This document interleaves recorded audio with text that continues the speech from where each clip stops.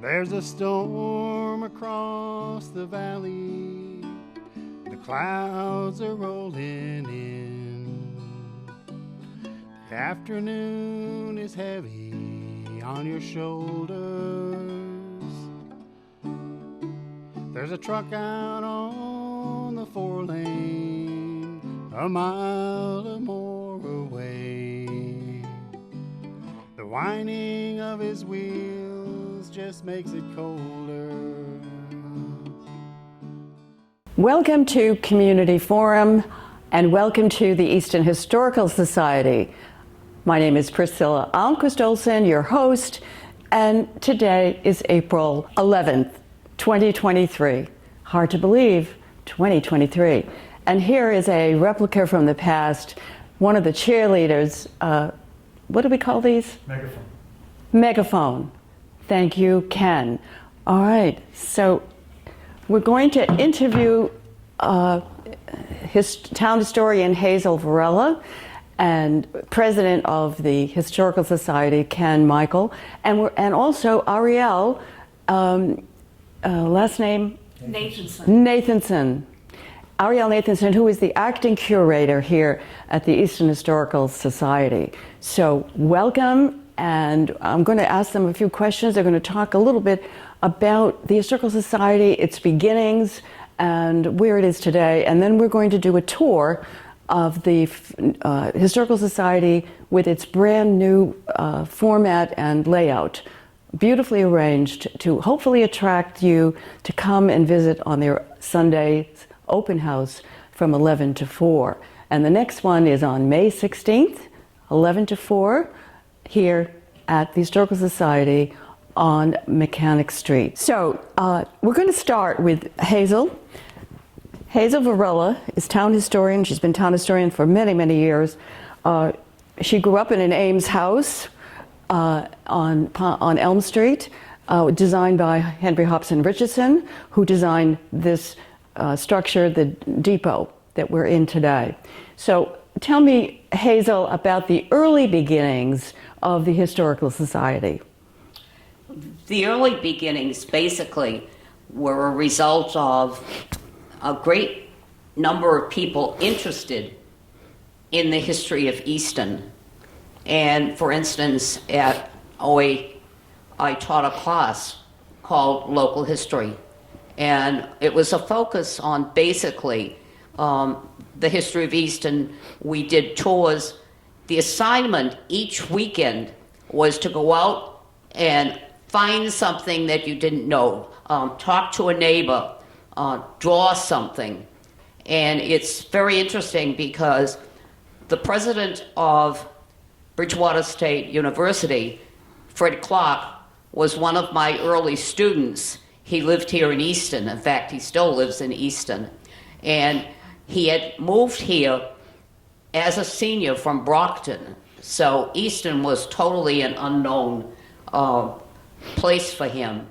And I know recently talking to him, he felt it was very important that students really got out to experience it, not from a textbook, but from going to look at cemeteries. Obviously, a number of students had never been to Borderland when we did the bus tour. So I think it's really important that students know. I didn't move here to Easton until I was 13. So again, finding out about this new community that my family and I were living in was very, very interesting. I might just mention that my father was hired to work for Mrs. Frothingham. Mrs. Frothingham lived at where the town office is, and she was a very, very thoughtful person. I might tell a quick story. We came in the middle of October, and I was in the kitchen on Elm Street, 164, when basically a woman arrived in the kitchen and well-dressed, and she said to me, "Would your brother and you like some type of portable radio for Christmas?" And I said, "Well, yes, thank you very much." And she went out the door saying, well, that's one thing all taken care of. And I might take 2 minutes and explain that Mrs. Frothingham gave the children of Easton a Christmas party. Those at NEG would obviously be up at the high school, the original high school, and gifts would be sent to the other elementary. And she did that every single year, starting probably before 1900. And until she died on the 5th day of the 5th month of the 55th year, every child in Easton always got a gift from Mrs. Frothingham. So I think that that's something that those of you who are younger may not realize how extraordinary it was that we had Mrs. Frothingham, and eventually the relatives gave her home to be our town office. Thank you. Yes, and Ken, were you at one of those Christmas parties? Unfortunately, I was not. I did not move here until 1960, and Mrs. Frothingham had passed away in 1955. But I had the same experience as Hazel just described, and as Fred Carpenter had, moving in to the town and not knowing anything about it. In fact, when my father told me, because we were living in Boston at the time, that we were moving to Easton, I said, Easton what? So I was totally confused and knew nothing till I got here. So I never got the opportunity and enjoyment of attending one of those parties. Okay, well, I did, because I started school at the Northeastern Grammar School in 1947, and I remember going to the gym of the Yellow Building, which was the high school at that time, from which my mother graduated. And the girls were told, Mrs. Frothingham was on the stage, in the middle of the stage. On either side of her were two Santa Clauses with huge, big sacks filled with presents. And we came from the Northeastern Grammar School, all the kids, grades kindergarten to 6th grade.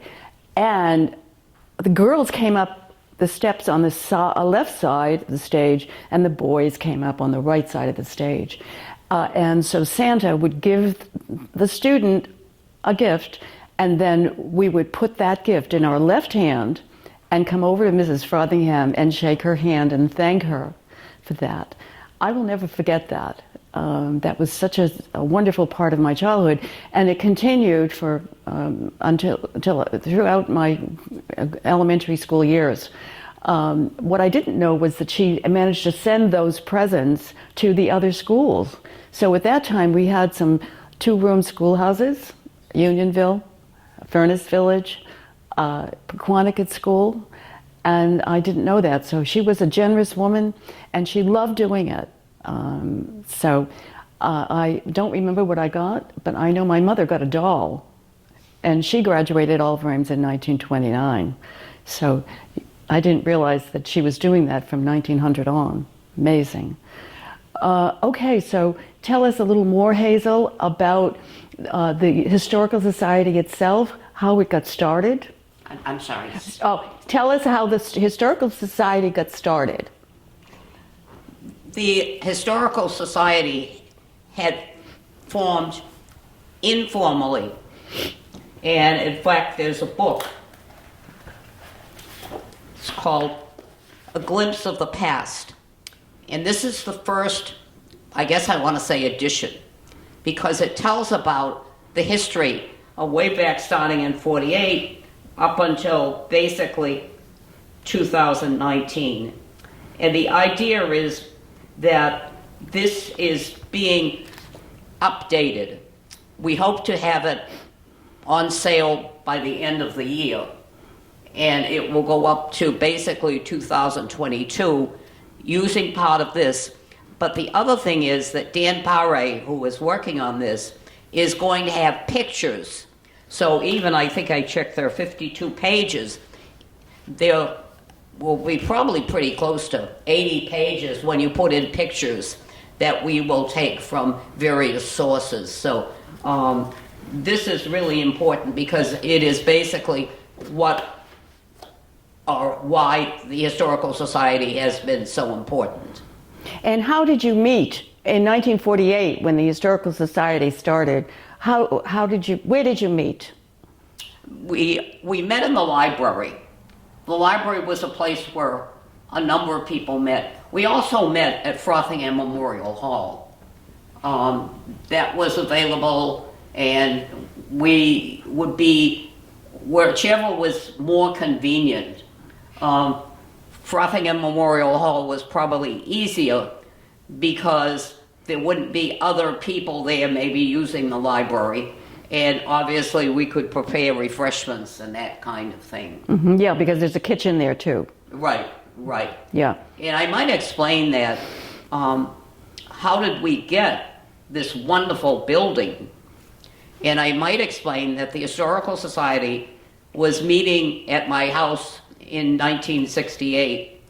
I was president, and there was someone knocking on the door, and it was lawyer Abraham Brooks. And he said to me, "I have a key. It's from the Ameses, and they are giving you the railroad station. This key goes to the door that, in fact, is right there." And so I had a flashlight, Duncan Oliver had a flashlight, and so we all came here, 7 of us. And you can imagine, this had been a railroad station, and they just stopped service. So you can imagine the clutter. She's done such a nice job arranging it, etc. But you can imagine what the clutter was like, because they had stopped using it in '59. And then we went upstairs. And what did we find? Souvenirs from the rats. For some reason or other, they were able to get to the 2nd floor. On weekends, a train would come here, and the engineer and other key people would sleep upstairs. So you can picture, excuse me, going up there, cots on the floor, souvenirs that were left not only by the pigeons. And so we've been very fortunate to have been given this building, obviously, by members of the Ames family. And isn't it true, Hazel, that for many years the donations to the Historical Society were stored in your house? Things that were here, where were we going to put them until we actually were given this? So most of them were kept in a back room of Frothingham Memorial Hall. Okay. The Ameses were comfortable with us doing that, and that was a wise kind of decision.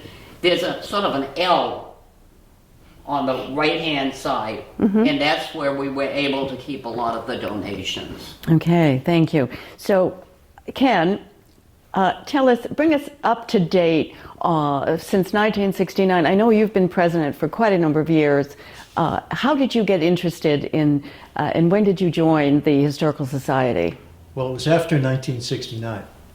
I actually became a member of the Historical Society somewhere in the late 80s. And I have served as director, treasurer, first vice president of the society during that time. I first became interested not so much in the society, but so much in the buildings, because when I was in high school, I would walk around town, obviously somewhat familiarizing myself with the town because I moved here as a freshman in high school in 1960. And when I saw the buildings, I just had an affinity for them, an attraction to them. And I had always enjoyed the study of history in school. And then when I was in high school, I came across a teacher who really stoked the fires of history interest in me. She's seated to my left. Her name is Mrs. Hazel Varela. And one of her courses was a contemporary affairs course. But my interest in history was always here. I joined, as I said, somewhere in the late 80s when I moved back to Easton after having been away, going to school and things of that nature. And I have been a member, and I think I became a member of the board of directors probably around 1990. and have been active in it ever since.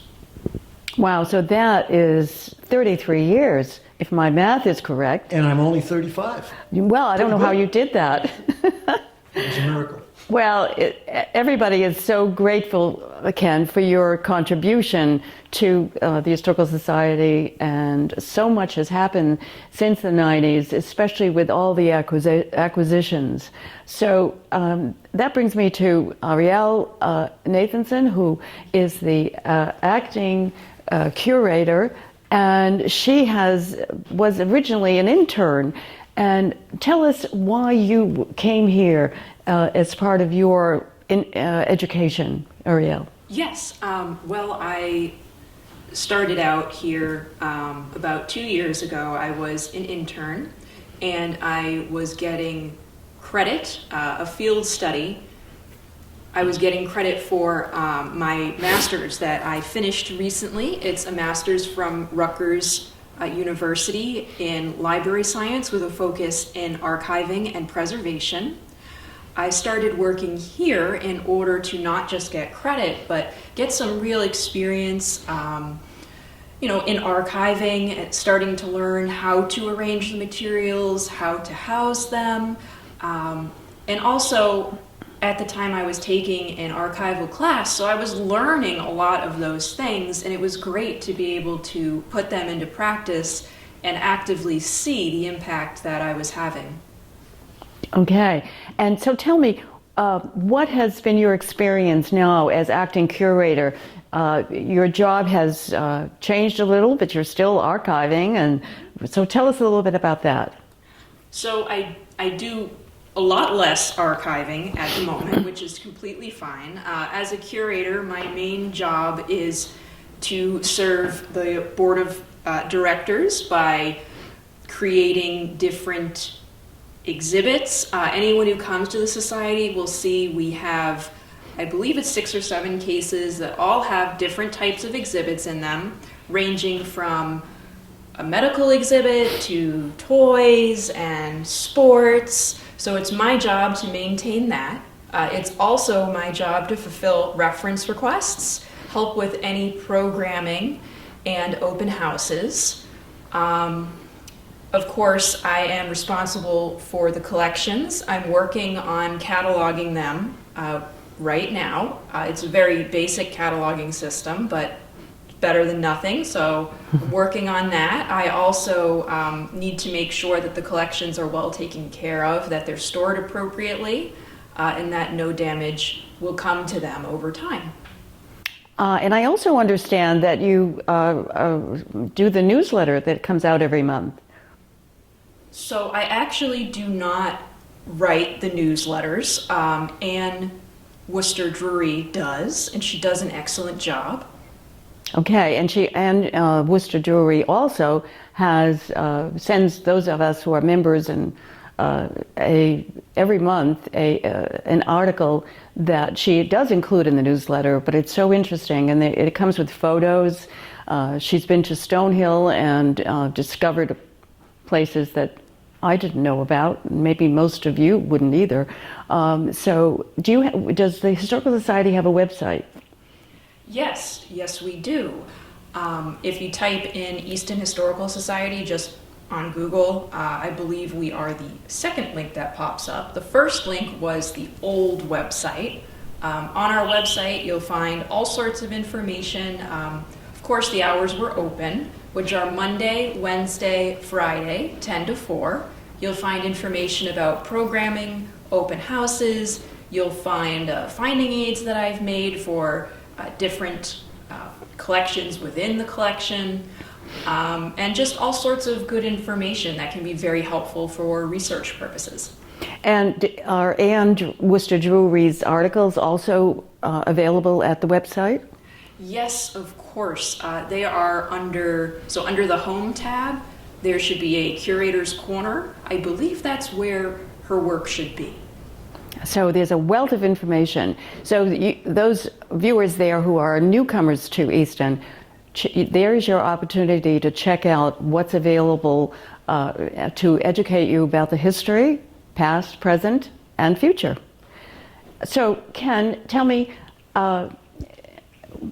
what has been your experience in the last 33 years that really stands out? Do you have any special memories that are pertinent to the audience and also to the Historical Society itself?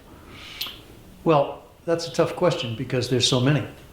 I think the biggest thing is the evolution of the society, both physically and as an organization.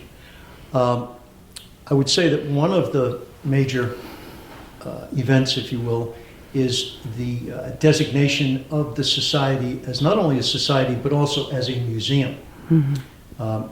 We, about 5 or 6 years ago, we got applied for and received the designation as a museum. Now, and we have a number of different things here that are of museum quality.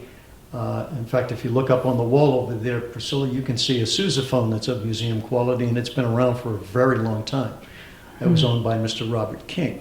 I think that that's the major, and we're still undergoing an evolution, mainly a physical evolution at this point in time, because we are reorganizing the museum into two aspects. One aspect is Easton's industrial history, which is taking place on the men's side, and the second part is its cultural history, which includes athletics, music, and other cultural activities on the women's side. And I may stop for a moment and just describe that. The station physically, when it was built between 1881 and 1883, was divided into two parts. You came in the central entrance, which is over here to my left. When you came in, on your right was the men's side, on your left was the women's side, and both sides, men and women, had their own ticket windows, their own exit doors out to the platform. And while it might not work today, it probably worked very well back at that time because the women didn't have to put up with the men's cigar smoke and the stuff, whatever it was they were talking about at the time. They could come onto the women's side, be comfortable, enjoy themselves, and not have to put up with those guys on the other side. But we've now divided it further, as I said, into the industrial side and also into the cultural side. And maybe one of the biggest events, if you will, over the last 5 years has been the acquisition of the Morse automobile prototype, which was built in 1899 and is located on the men's side and the industrial side. And if you happen to be in the vicinity, it really is a great artifact of the automobile history to come in, and it's one of only 2 existing Morse cars. It was built right down the street about 3 miles away from here at Easton Machine Company. So that's a major one. And then the other major physical aspect is we've, as I said, reorganized into exhibit casings, the different rooms, and we've also been going up on the second floor and going through all of the material that's up there, editing it, curating it, and trying to make some hopefully good decisions on what to exhibit and rotating those exhibits. And one of the ideas of rotating the exhibits came from Ariel, which I thought was a great idea, and it's been working out very, very well. Okay, and one of the things that I would invite the viewers who grew up in Easton, even if you grew up late, as Hazel did at 13, and how old were you, Ken? When I came to Easton, I was 14. 14, okay. So you and I still haven't grown up yet. Well, you still qualify. You still qualify. I just wanted to say I was able to interview Hazel in my Growing Up in Easton show, and I have interviewed quite a few people who were graduated at Oliver Ames High School, and I invite those viewers to call me at the studio, 508-230-7200. That's 7200 to sign up for the Growing Up in Easton. Please do that before you get too old and your memory starts fading. We appreciate so much because what we're doing is we're archiving those 100-year-old archival DVDs so they're going to last 100 years. And by then there'll be new technology, I'm sure, to preserve them. But we want to give current generations and future generations a glimpse into the past, the way it was, how it was growing up in Easton. We were very independent, self-sufficient, no helicopter parents. We were given free rein, go all day to the Frothingham Park, come home when the streetlights came on. That was the story for many of us. And so those of you who, but we also now are interested in younger people too. So if you graduated during the 2000s, we're interested in you, or in the 90s, the 80s, the 70s, please check in with us and put those memories on tape. And bring a pal so that the two of you can share stories. And very often you feed off one another, it becomes quite exciting, interesting, and information starts coming forth, which some of our people have forgotten. But suddenly it's there because their partner in crime reminded them. Anyway, so we're going to be archiving those, right, Ariel? And Joe, who's our cameraman today, he's doing a great job on doing all of the editing and preparation on those 100-year-old archival DVDs. So what do you think, Hazel, what do you think is the future of the Historical Society and Museum? I think it has a great future. I'd like to talk about its past for a moment. Sure. And I want to talk about Robert and Sally King. They are obviously very involved with music. For instance, that band was originally with the OA band, and then it went to Maine, and my husband and I went back and got it back. But what I want to mention is that in the late 1990s, both Robert and Sally would come on days that we were doing research. And I can remember we were upstairs, the second floor, trying to organize it. And he said to me, I have a situation. I have a large sum of money, and I wanted it to go to the Boston Symphony and to be used in a certain way. He said, Hazel, they said they wouldn't do it that way. That it was their money once they got it, and they would do what they wanted. And Bob King said to me, that's not going to happen. He said, if they don't cooperate and do what I want with this money, I'm going to give it to you, the Historical Society, with one condition, that it be recognized as the King Fund for the Historical Society. And so we were very, very fortunate that Bob King could not sell the symphony.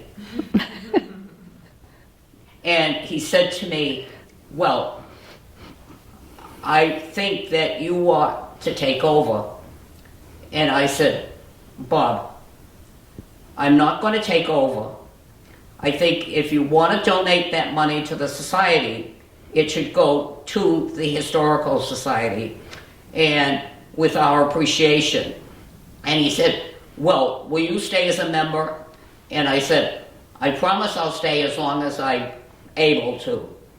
And so each year, since 1999, we receive money from the King Trust Fund. And it's quite sizable. So financially, we haven't really had to worry about anything. Judy King was here last August with her family, grandchildren, etc. And it was really great to see them. And each year, we do a booklet called Reminiscence. This is volume 13. This was last year's. One of the things that's going to be in this year's is something Judy does once in a while. She'll contact the members of her class, 1967, and ask them what they remember about Easton. And that's going to be one of the articles this year. And it's interesting because she has great contact with all of her classmates, it seems. And so we get an insight into what 1967 was like. So that's one of the things. Well, 1967 was the year my kid brother Freddie graduated. And I was able to get Freddie and his classmate, his 1967 classmate, Sean Fitzgerald, to do a Zoom growing up in Easton because my brother's in Maine and Sean is here in the area. But it was COVID time, so we did a Zoom, and it was wonderful. Annie Coe, a judge, is someone who is going to be on the show in May, and she has a wealth of information. But it's great to know that Judy, daughter of Robert and Nancy King, is interested in that, so I think I'm going to give her a call. She'd make a great person to interview and share her stories from that class. But we've been very fortunate to receive that money. Unfortunately, the symphony didn't do what they're supposed to do, so we still get a check every year. Yes, okay. So how do you see the future of the society, Ken? Well, I would echo what Hazel just said, which is I think it's got a bright future. There's a lot of activity going on. I think a couple of things. One, we are far more financially stable than we have been in the past. That goes to the evolution of the society and donations over time, in addition to the King Fund. I might add the Give with Liberty Fund, which came through Deb and Jim McPhee. Deb was a past director and president, and is the niece of Hazel. Has been very, very helpful to us over the years. And then there are other individual donations. Dr. Misowitz, who was a president and was a director, the late Dr. Misowitz, he has helped over the years, as has his wife, Carol. So financially, going on into the future, we're in very good shape. And a good portion of what's been happening here, new display cases, new rugs, etc., has happened because of that. I also think that we have new directors who've come on board. Excuse me. We just recently revised our bylaws and articles of organization, not articles of organization, but our bylaws to provide for an additional number of directors. So we've increased our number of directors, which includes the officers now, from 9 to 11, and some folks have moved off and come on. I'd be remiss if I didn't say at this point in time that we have had a couple of retirements, one of which was Frank Menino, who was our curator for about 16 years and was the face of the society on an everyday basis, and who did a wonderful job. And also Ed Hands, whom many people will know, who is a historian of the highest order. I always feel a little bit in awe of Ed when I'm around him in terms of his knowledge of history. And I was around him last night, so I was awestruck. If he sees this, he's probably going to not be a happy camper with me. But anyway, I do want to note that the contribution of both of those individuals has been priceless over the years. And I know that Ed finished up 50 years when he retired. But he's still writing one article for the next reminiscence. It's about one of the Ameses. Yes, Ed is writing one more article for the next reminiscences. But also Frank was way beyond 40 years as well. So I think both of those gentlemen had a lasting impact in the past, and I think building a foundation going to the future, along with any number of other folks who are currently involved. I mean, there's, you mentioned John Coe. Earlier, John Coe's very involved. David Ames, Leon Lombardi, Nancy DeLuca, Joanne. Joanne England, Ginny Murray, Tim Hurley, excuse me. And we're moving forward that way. And a lot of the work is still ongoing. Steve Anderson is another gentleman who has joined the board. And we're looking at a lot of different things, strategic planning, physically and organizationally, and one of the key points in the future is going to be increasing our membership, which currently stands at about 450 plus or minus on an ongoing basis. So I think that the future looks very, very good at this point in time, and unless something unusual happens, I think we'll be here for a much, much longer time. Thank you, Ken. So those of you who are viewing, if you have suggestions about programs that can be part of our monthly open houses, please give the Society and Museum a call and speak to Ariel. Ariel, what's the phone number here? The phone number is 508-238-7774. Very easy to remember, 7774. Okay. Priscilla, if I may, I just wanted to add that we recently sent out a survey, both electronically and paper-wise, to all of the members and friends, asking that many questions. What would you like to see? What other programs would you like? What other activities would you like to see? How would you like to volunteer? And if anybody should call and they would like it, we can send that survey out to them either electronically or USPS. Yes, I remember that survey. And I remember some of the programs involved some former Easton Alframes grads, Judy Manchester, I don't know what her last name was, but, and then